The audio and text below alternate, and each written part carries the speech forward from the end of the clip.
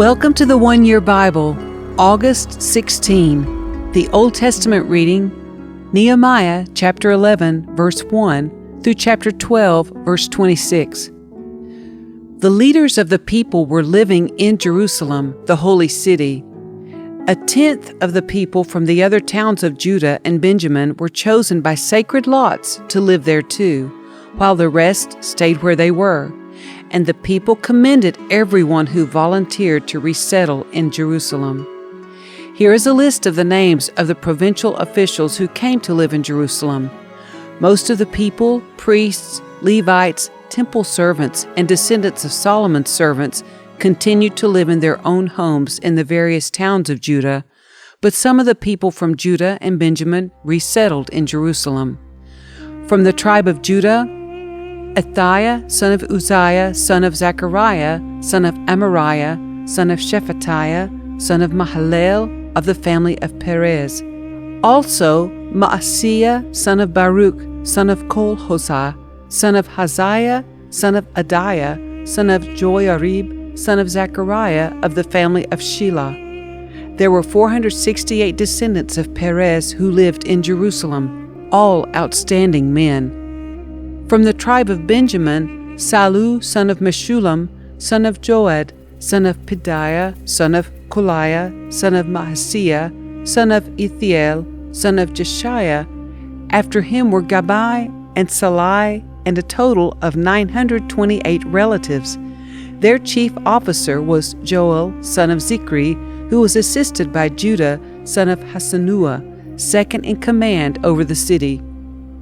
From the priests, Jedaiah, son of Joiarib, Jachin, and Sariah, son of Hilkiah, son of Meshullam, son of Zadok, son of Mareroth, son of Ahitub, the supervisor of the temple of God. Also 822 of their associates who worked at the temple. Also Adiah, son of Jehoram, son of Pelaliah, son of Amzi, son of Zechariah, son of Pashur, son of Malchijah, along with 242 of his associates, who were heads of their families. Also Amashai, son of Azarel, son of Azai, son of Meshillamoth, son of Immer, and 128 of his outstanding associates. Their chief officer was Zabdiel, son of Hagodalim. From the Levites, Shemaiah, son of Hashub, son of Azrikam, son of Hashabiah, son of Buni. Also Shabbathai and Jozabad, who were in charge of the work outside the temple of God. Also Mattaniah, son of Micah, son of Zabdi, a descendant of Asaph, who led in thanksgiving and prayer. Also Bakbukiah, who was Mattaniah's assistant, and Abna, son of Shammua, son of Galel, son of Jeduthun. In all, there were 284 Levites in the holy city. From the gatekeepers, Akub, Talmon, and 172 of their associates who guarded the gates. The other priests, Levites, and the rest of the Israelites lived wherever their family inheritance was located in any of the towns of Judah. The temple servants, however, whose leaders were Ziha and Gishpa, all lived on the hill of Ophel. The chief officer of the Levites in Jerusalem was Uzzi, son of Bani, son of Hashabiah, son of Mattaniah, son of Micah, a descendant of Asaph, whose family served as singers at God's temple. Their daily responsibilities were carried out according to the terms of a royal command. Petahiah, son of Meshezabel, a descendant of Zerah, son of Judah, was the royal advisor in all matters of public administration. As for the surrounding villages with their open fields, some of the people of Judah lived in Kiriath Arba with its settlements, Dibon with its settlements, and Jekabzeel with its villages. They also lived in Jeshua, Moladah, Beth-Pelet, Hazar-Shual, Beersheba with its settlements, Ziklag, and Makonah with its settlements. They also lived in Rimmon, Zorah, Jarmuth, Zanoah, and Adullam with their surrounding villages. They also lived in Lachish with its nearby fields, and Azekah with its surrounding villages.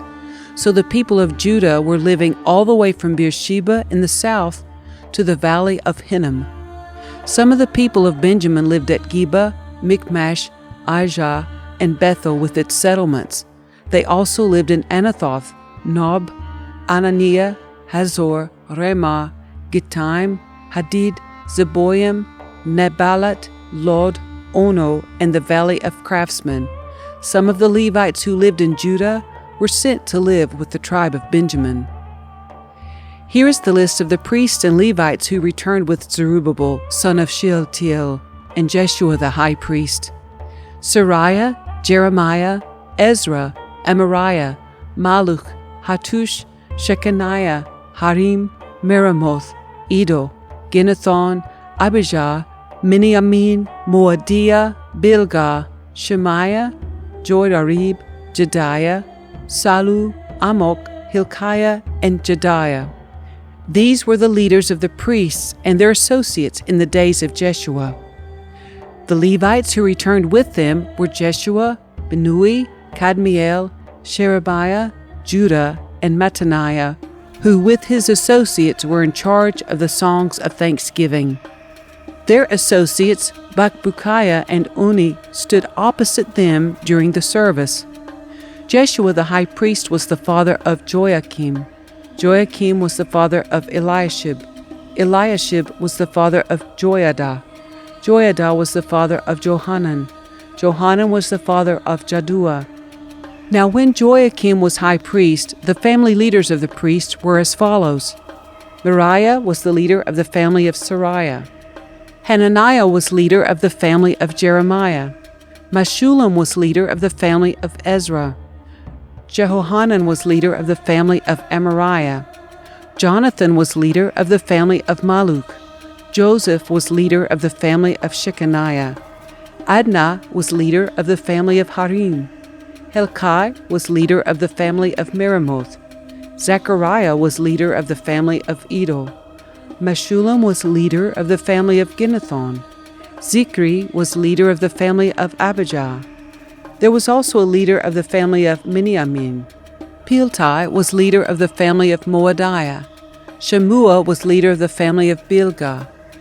Jehonathan was leader of the family of Shemaiah. Mattaniah was leader of the family of Joiarib. Uzzi was leader of the family of Jediah. Kalai was leader of the family of Salu. Eber was leader of the family of Amok. Hashabiah was leader of the family of Hilkiah. Nethanel was leader of the family of Jediah. A record of the Levite families was kept during the years when Eliashib, Joiada, Johanan, and Jaddua served as high priest. Another record of the priests was kept during the reign of Darius the Persian. A record of the heads of the Levite families was kept in the book of history, down to the days of Johanan, the grandson of Eliashib. These were the family leaders of the Levites: Hashabiah, Sherebiah, Jeshua, Binnui, Kadmiel, and other associates who stood opposite them during the ceremonies of praise and thanksgiving, one section responding to the other, as commanded by David, the man of God. This included Mattaniah, Bakbukiah, and Obadiah. Meshullam, Talmon, and Akub were the gatekeepers in charge of the storerooms at the gates. These all served in the days of Joachim, son of Jeshua, son of Jehozadak, and in the days of Nehemiah the governor, and of Ezra the priest and scribe. The New Testament reading, 1 Corinthians chapter 10, verses 14 through 33. So, my dear friends, flee from the worship of idols. You are reasonable people. Decide for yourselves if what I am saying is true. When we bless the cup at the Lord's table, aren't we sharing in the blood of Christ? And when we break the bread, aren't we sharing in the body of Christ? And though we are many, we all eat from one loaf of bread, showing that we are one body. Think about the people of Israel. Weren't they united by eating the sacrifices at the altar? What am I trying to say? Am I saying that food offered to idols has some significance, or that idols are real gods? No, not at all. I am saying that these sacrifices are offered to demons, not to God. And I don't want you to participate with demons. You cannot drink from the cup of the Lord and from the cup of demons too. You cannot eat at the Lord's table and at the table of demons too. What? Do we dare to rouse the Lord's jealousy? Do you think we are stronger than He is? You say, I am allowed to do anything, but not everything is good for you. You say, I am allowed to do anything, but not everything is beneficial. Don't be concerned for your own good, but for the good of others. So you may eat any meat that is sold in the marketplace without raising questions of conscience. For the earth is the Lord's and everything in it. If someone who isn't a believer asks you home for dinner, accept the invitation if you want to. Eat whatever is offered to you without raising questions of conscience. But suppose someone tells you, this meat was offered to an idol. Don't eat it out of consideration for the conscience of the one who told you. It might not be a matter of conscience for you, but it is for the other person. For why should my freedom be limited by what someone else thinks? If I can thank God for the food and enjoy it, why should I be condemned for eating it? So whether you eat or drink or whatever you do it all for the glory of God. Don't give offense to Jews or Gentiles or the church of God. I too try to please everyone in everything I do. I don't just do what is best for me. I do what is best for others so that many may be saved.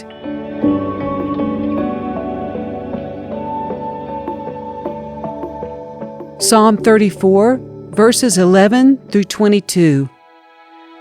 Come, my children, and listen to me, and I will teach you to fear the Lord. Does anyone want to live a life that is long and prosperous? Then keep your tongue from speaking evil and your lips from telling lies. Turn away from evil and do good. Search for peace and work to maintain it. The eyes of the Lord watch over those who do right. His ears are open to their cries for help. But the Lord turns His face against those who do evil. He will erase their memory from the earth.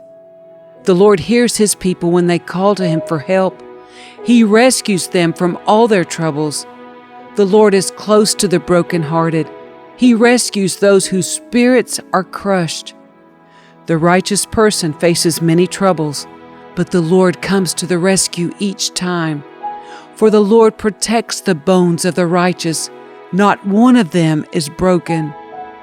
Calamity will surely destroy the wicked, and those who hate the righteous will be punished. But the Lord will redeem those who serve Him. No one who takes refuge in Him will be condemned.